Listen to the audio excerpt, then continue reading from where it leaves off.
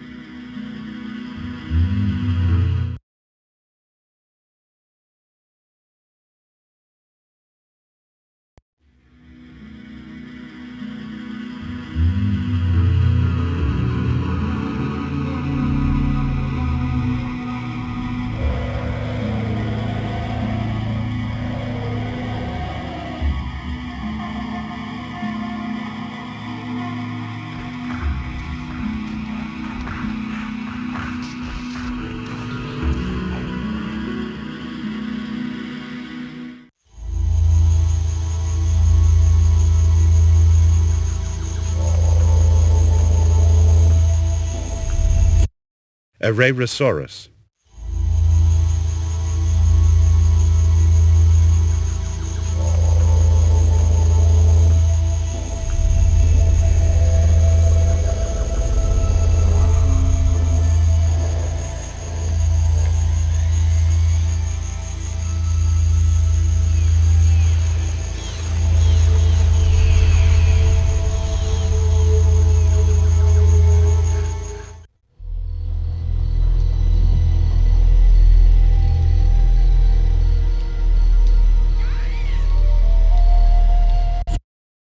Untitled.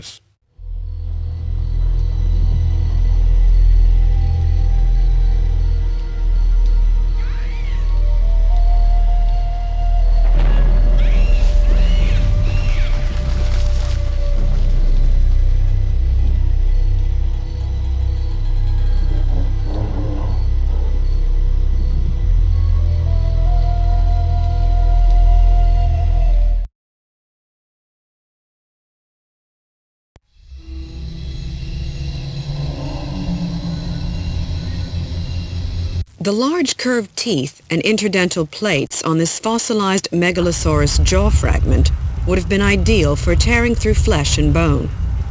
This diet wore the teeth away quickly, so they were constantly being replaced. The new teeth can be seen pushing out the older, worn ones.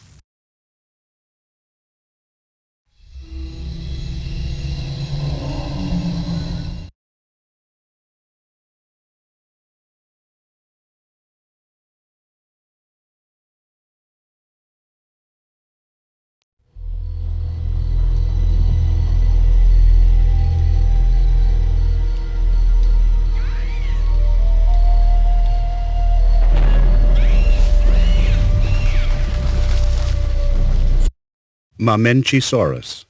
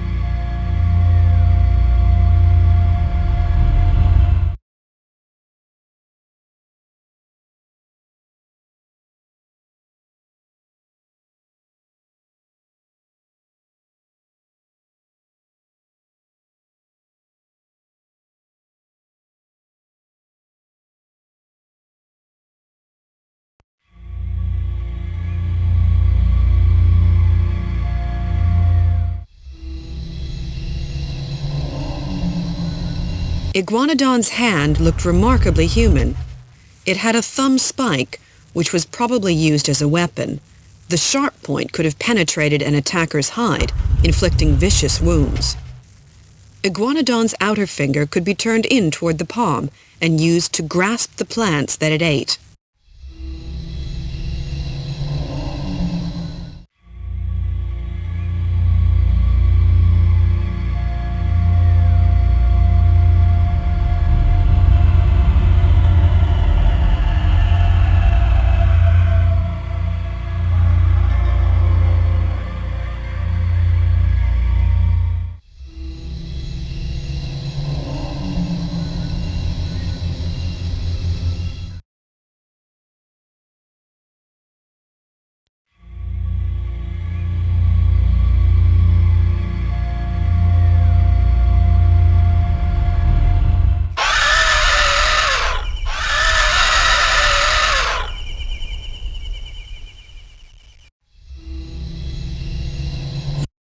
DEINONYCHUS.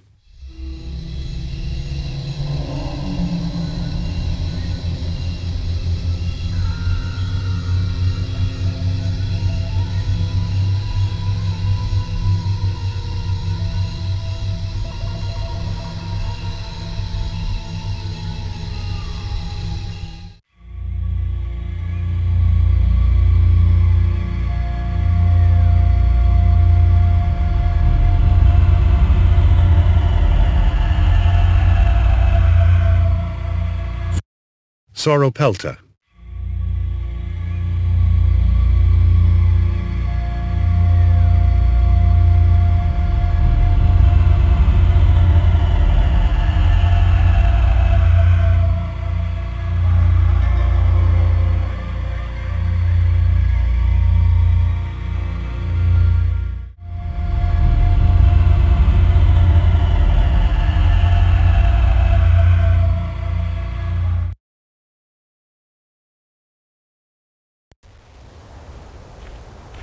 A scared Struthiomimus might have behaved very much like this frightened ostrich. With its long shin bone and elongated upper foot, the so-called ostrich-mimic dinosaur would have been well equipped to sprint across open countryside, just as this ostrich races across the African desert. Struthiomimus possessed extra physical features such as a long stiffened tail, but many scientists believe that it could have matched the ostrich's top speed of 80 kilometers per hour.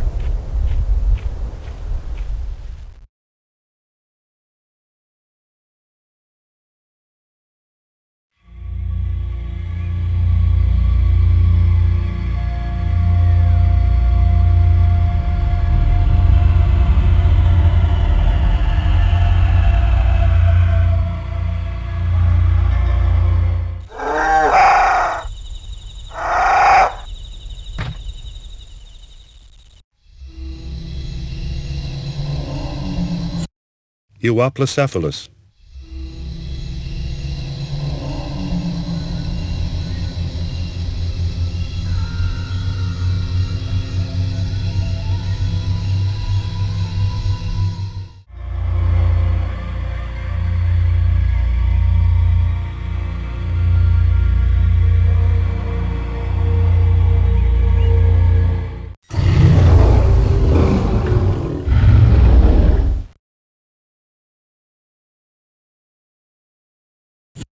Tyrannosaurus.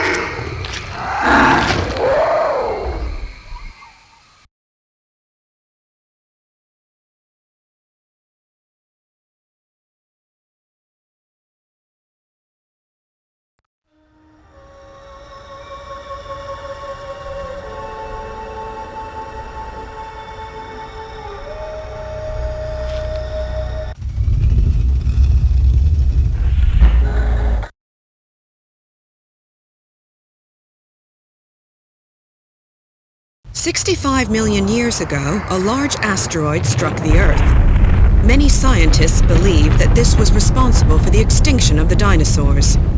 The impact would have vaporized rocks and thrown up dust and water droplets into the stratosphere.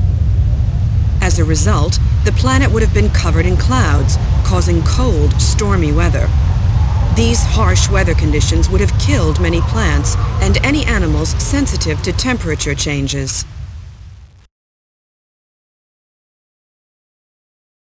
By the end of the Cretaceous period, the global climate was changing dramatically. Dinosaurs may have been very sensitive to changes in temperature and may not have been able to adapt as areas of shallow sea disappeared, causing the planet to cool and the seasons to become more extreme.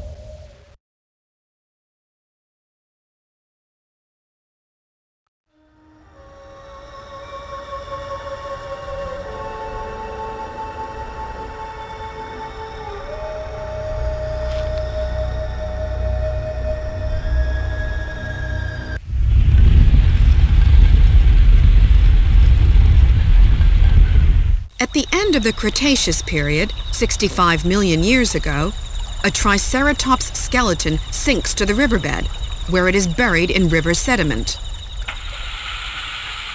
It is now 50 million years ago. Mammals dominate the Earth. Thick layers of river sediment have built up over the skeleton. The weight of these layers has compressed the sediment into rock, and minerals have seeped into the dinosaur's bones, preserving it as a fossil. Many millions of years have passed, and it is now 40,000 years ago.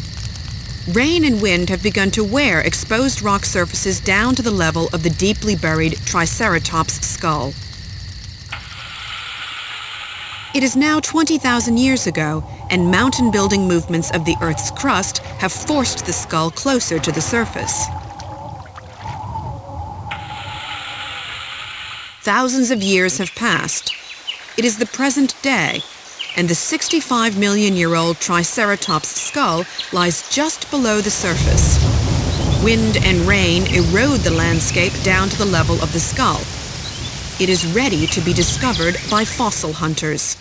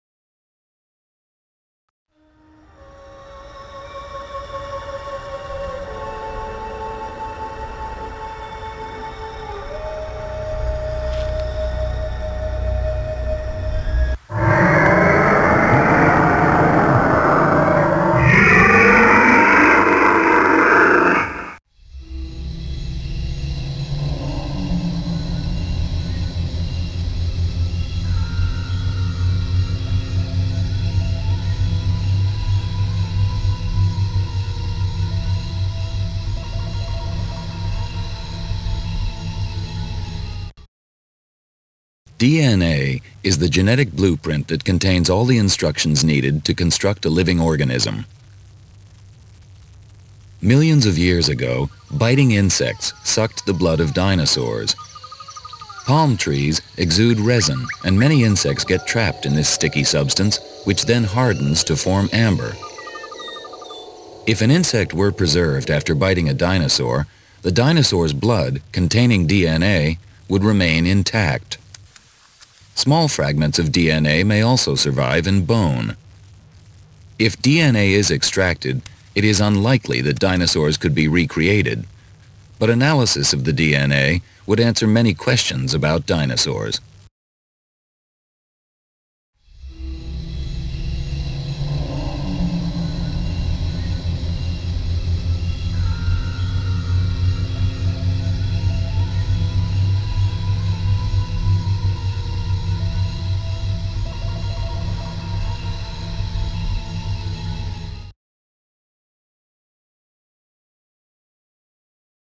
Dinosaurs were the only reptiles, either past or present, to have achieved an erect stance.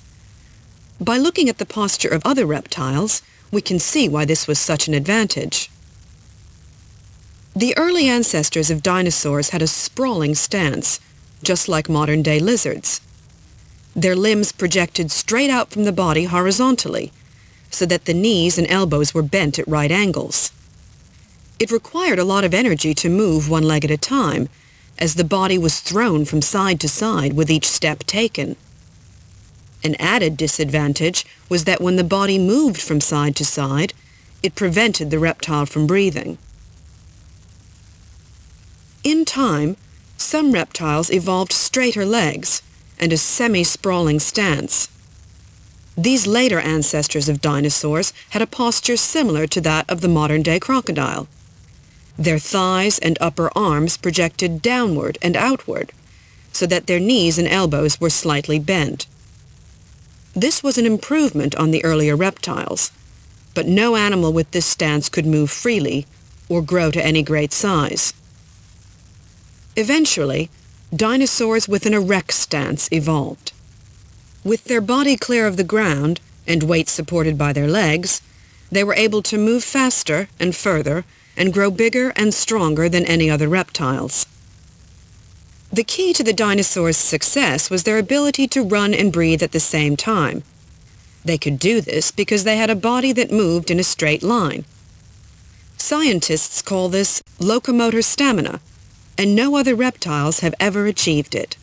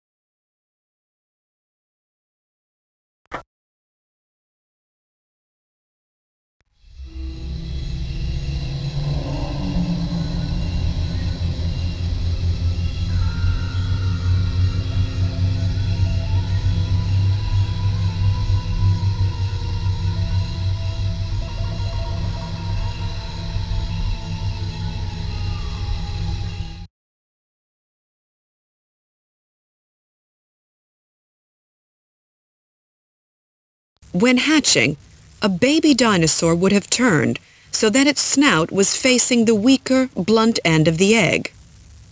Once in that position, it would have tapped against the eggshell with its egg tooth to form a circular opening. It may have made sounds so that its mother was aware that hatching was taking place. When the circular cut was complete, the hatchling would have pushed the top of the shell off and emerged. Some species of dinosaur would have stayed in the nest while its parent fed and protected it.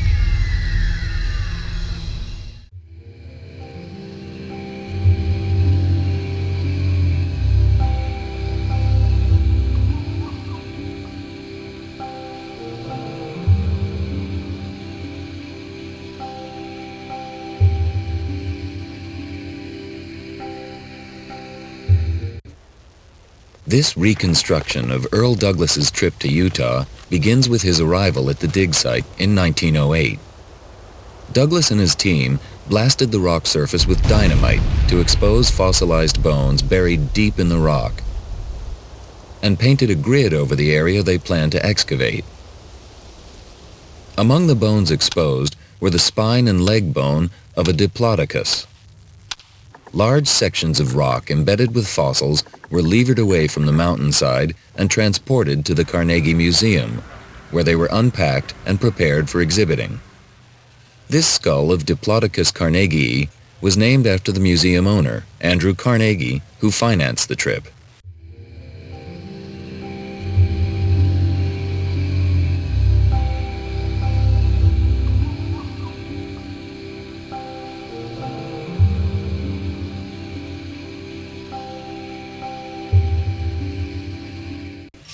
Jack Horner is a world expert on dinosaur eggs and nests.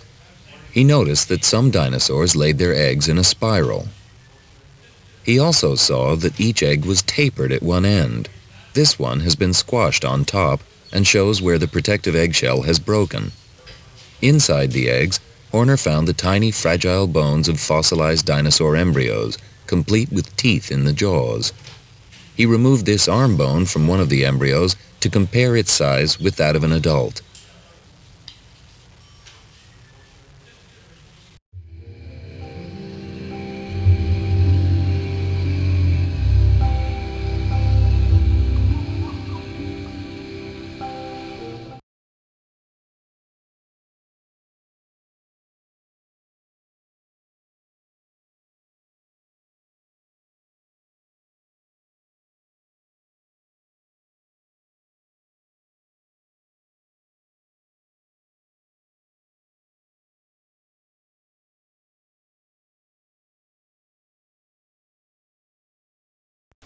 After the bulk of overlying rock has been removed, the delicate work of scraping sandstone away from the dinosaur's bones begins.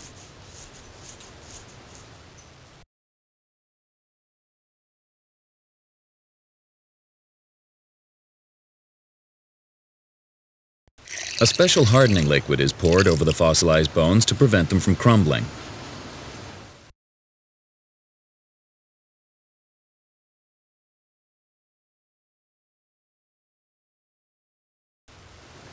The dinosaur's bones are individually identified and their positions marked on a quarry map.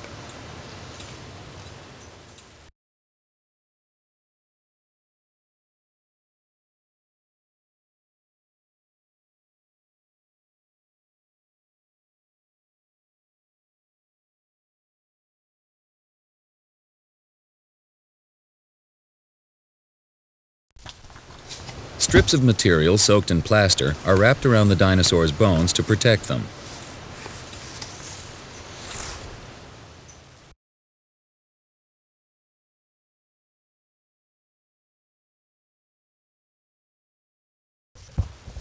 The plaster-wrapped bones are strapped up, ready to be transported to the museum for cleaning and studying.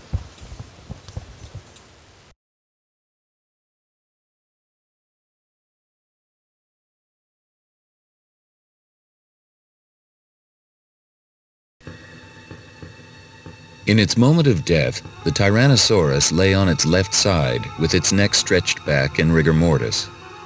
The skeleton was found embedded in sandstone, suggesting that it died in a sandy stream bed.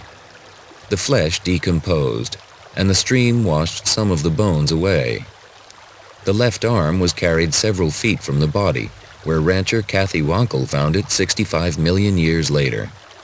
The skull detached from the neck, broke apart, and rolled against the pelvis. The right leg flipped over the body and came apart. The end of the tail and parts of the feet appear to have been washed away altogether.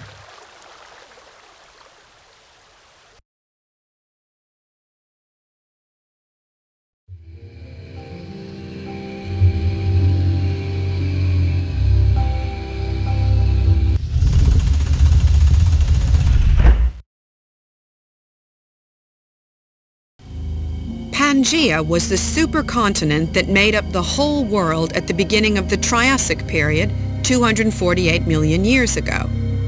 It was made up of all lands joined together. The northern part was called Laurasia, and the southern part was called Gondwana. Between them was the Tethys Ocean. Much of the land lay far from oceans and was very dry. The supercontinent Pangaea moved slowly northward as one huge piece of land. After the middle of the Triassic period, cracks started to appear in parts of eastern North America and western Central Europe and northwest Africa.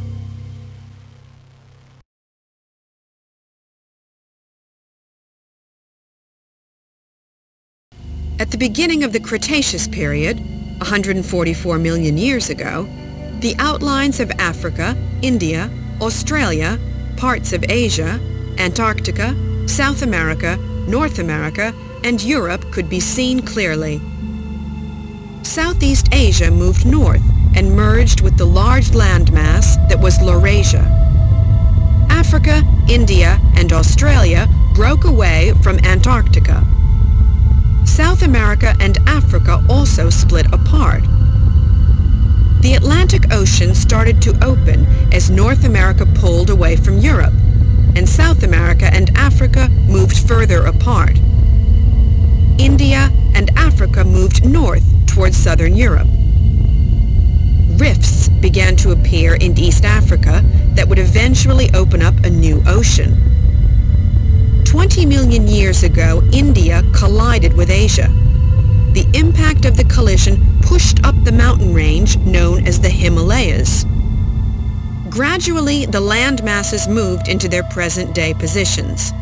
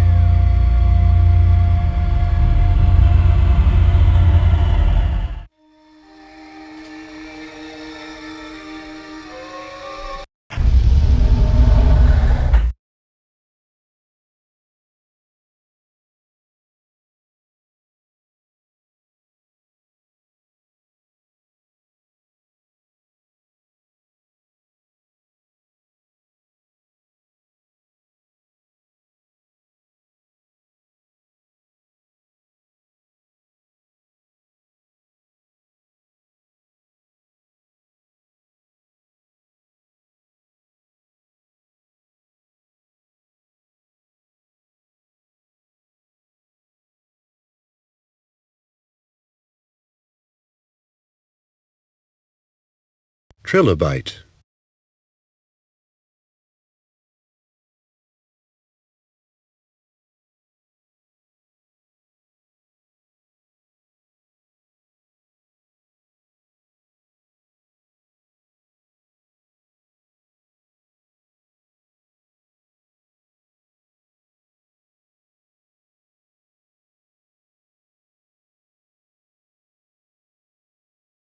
Dragonfly.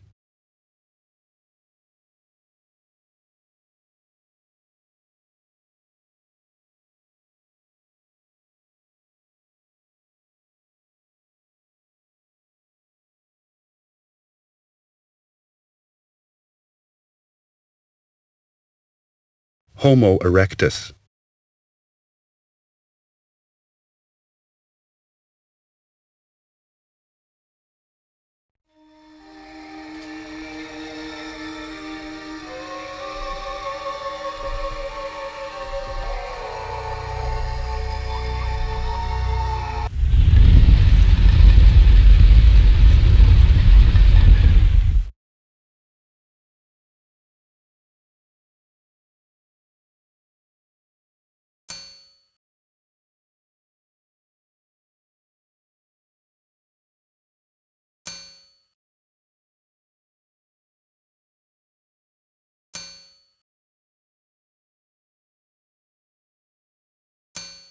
Marginocephalians.